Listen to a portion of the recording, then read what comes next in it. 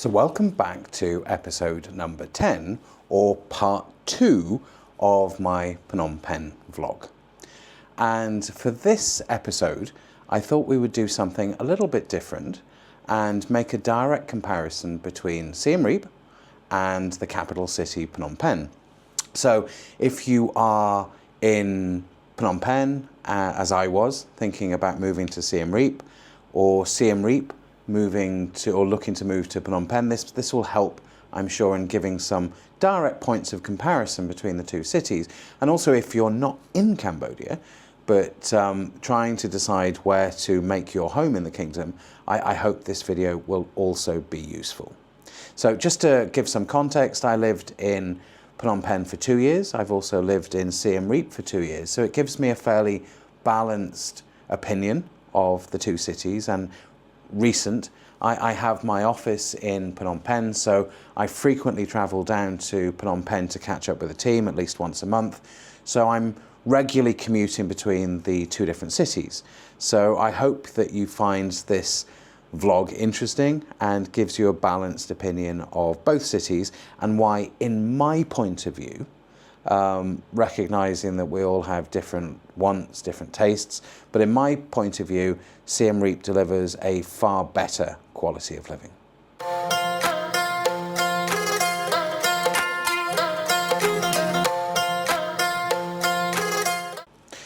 So for the first part of this video, and our single largest expense for many monthly, I thought we would talk about accommodation. And for me, Siem Reap wins on every level. So in Phnom Penh, I rented a 2-bedroom, 1-bathroom apartment on Street 246, which, for those of you that know Phnom Penh, is located opposite the Cambodiana Hotel, or the street is located opposite. So at one end of the road, I had the river, and at the other end of the road, I had the Royal Palace. So I was in an ideal location, and waking up in the morning, it was fantastic to go out on the balcony and see the river on one side to my right and the Royal Palace to my left. So location-wise, it was perfect. And it was in a beautiful old French colonial building. So it had loads of style and character, and was costing me $750 a month. And I'll show some images on screen so you can visualize what I'm talking about. It was a modern yet retained much of the character of the original building. It was a large, bright and airy space, or at least the living and kitchen area were. The 2 bedrooms were further down the corridor and didn't benefit from natural light, so it was quite dark as you entered the property. But it was a wonderful place to live at $750 a month. And the utility costs were the same as Siem Reap, so 25 cents per kilowatt hour on energy, and water I think I paid $5 or $10 a month. Now, if you compare Phnom Penh with Siem Reap, in Siem Reap I looked around countless properties before landing on this house, my current home. And here I have 2 bedrooms, 2 bathrooms. I have 2 levels, so it's a house. So I have an atrium in the middle of the property with stairs that go up to the 2 bedrooms above me. There is actually a video on this if you'd like to have a walk through of my home, but I'll share some images on screen now. And for this property with a swimming pool, with a much larger square footage, I'm not entirely sure what the difference is, I pay $200 a month less, so I pay $550. So and I would suggest it's probably twice the space in a more natural environment. I'm surrounded by nature, I have a swimming pool outside. I'm paying considerably less than I was in Phnom Penh, and that was my experience when I came up here in the first place and started viewing properties. So I think that properties here are deliver better value for money. But then obviously that depends on whether or not you need to be in Phnom Penh or if you can live away from the capital city. But for me, the point goes to Siem Reap on accommodation.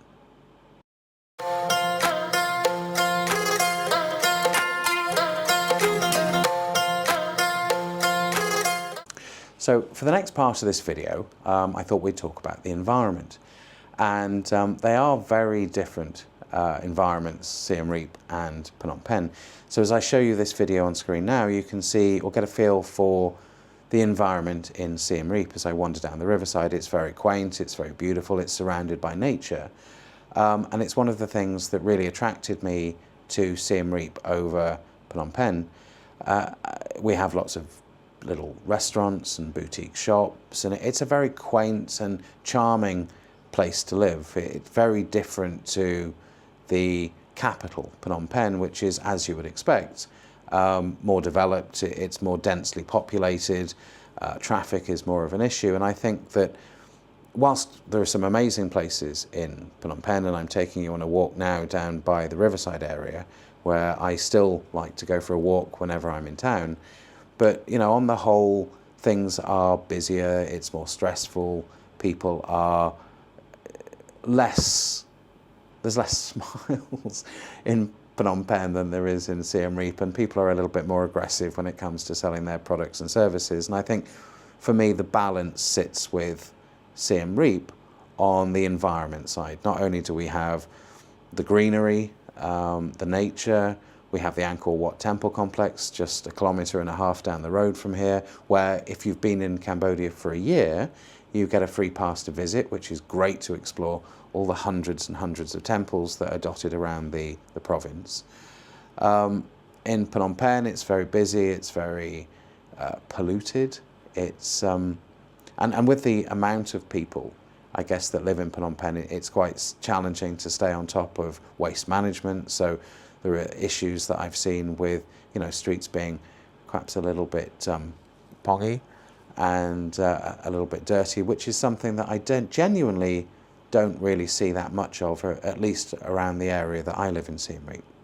So in this instance, point goes to Siem Reap for the environment, so nature and the people, but recognising that Phnom Penh is also a very beautiful city surrounded by great things to see and do, but on the whole, for me, Siem Reap gets the point.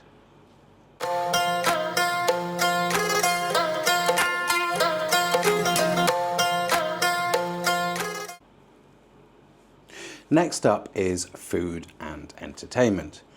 And to be honest, I think the two cities are quite evenly balanced when it comes to both elements, food and entertainment. I think, you know, Siem Reap as a city that attracts hundreds and thousands, if not millions of tourists every year, has been developed to cater for Western tastes. So there are Italian restaurants, there are Mexican restaurants, there are Indian restaurants, there are Greek restaurants, French restaurants, the list goes on. And there's also a number of Asian restaurants that have adapted their menu to Western taste buds. So I think from a food perspective, Siem Reap is really well covered.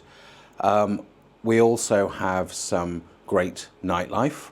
Again, driven by tourists, so I'm sure you're familiar with the Pub Street area, which is a street of bars that stay open partying all night. But there's equally a large number of local bars where expats hang out and catch up with each other with live music and other bits and pieces. So I think that Siem Reap is very well covered when it comes to food and entertainment. Phnom Penh is equally well covered. In fact, there's probably more to do in Phnom Penh simply due to the size of the city, right? So I can think of a number of different entertainment areas of Phnom Penh. So you have Basak Lane, which is, again, a popular expat hangout with cocktail bars and small boutique-type bars on a road on both sides. There's also the Russian Market area, and I'm showing a video now of a bar called Sundowner, which is a great spot in Russian Market that I highly recommend and was a frequent haunt of mine when I lived in the Russian Market area. There's the Riverside for those of you who are looking for, how do I put this, a different type of entertainment. Not really my bag, but it's there if you want it. Yeah, the city is dotted with entertainment areas, with bars, with clubs, with restaurants. So Phnom Penh is equally covered, if not slightly more so, on that particular element of food and entertainment. So I think there's a draw, actually, for Siem Reap and Phnom Penh. I think that both have plenty of options for Western expats or travellers looking for a taste of home.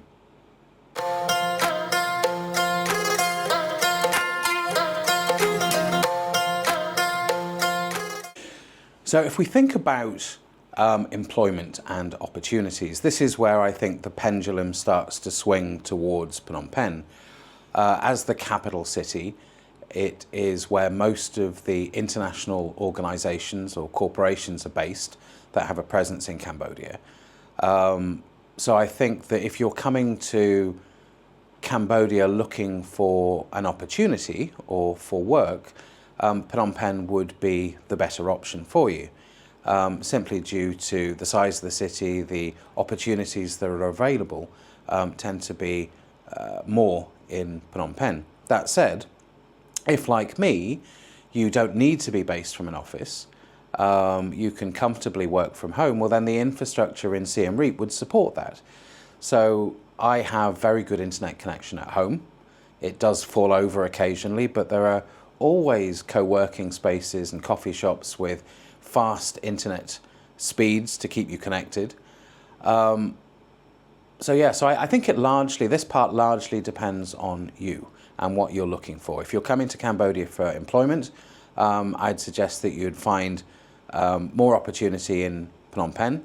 If, like me, you are not tethered to a desk and you can work anywhere, well then Siem Reap is a fantastic option for all the reasons that I've mentioned before, but you can also work quite comfortably from here.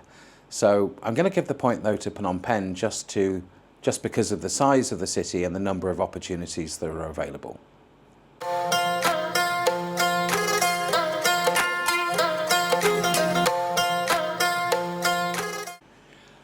And for the next part, I'm going to talk about shopping, and without question, Phnom Penh wins the point here.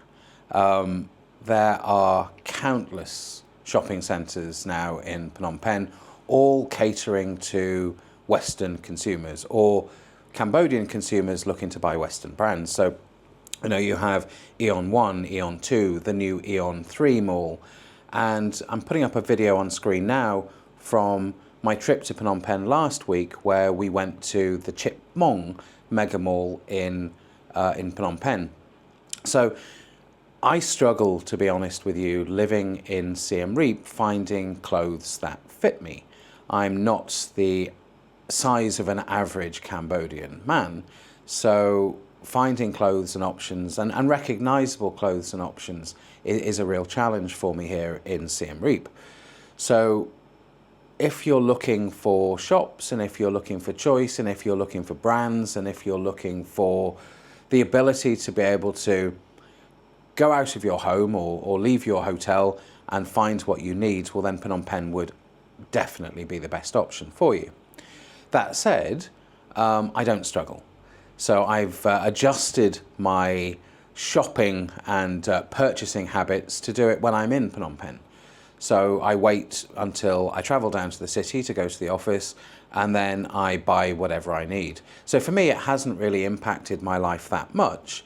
I've just learned to adjust my shopping habits. But if you're a shopaholic, if you are motivated by brands and designer labels, if you are looking for different sizes and want to frequently purchase clothes to stay ahead of the latest fashion trends, then I would suggest that Phnom Penh would be the best option for you. But if, like me, you can wait and you can build a list of things that you need and buy them all at one time when you travel to the big smoke, then Siem Reap works equally. But the point definitely here goes to Phnom Penh.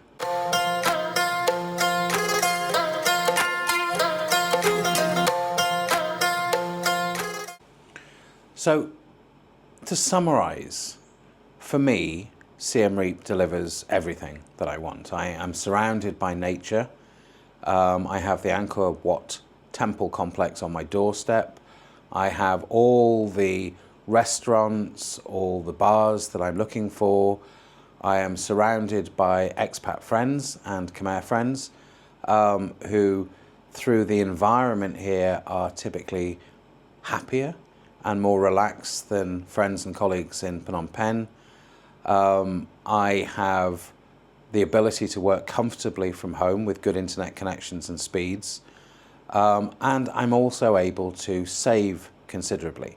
So on my rental accommodation, I'm saving every month $200, and I live in a better space, a bigger space, and a more light and airy space than I had in Phnom Penh. So, there's a big tick in the box for me there on accommodation. The other area, just to mention briefly whilst we're on this summary stage, is the cost of living is also considerably higher in Phnom Penh. Now, I am an ice cream freak.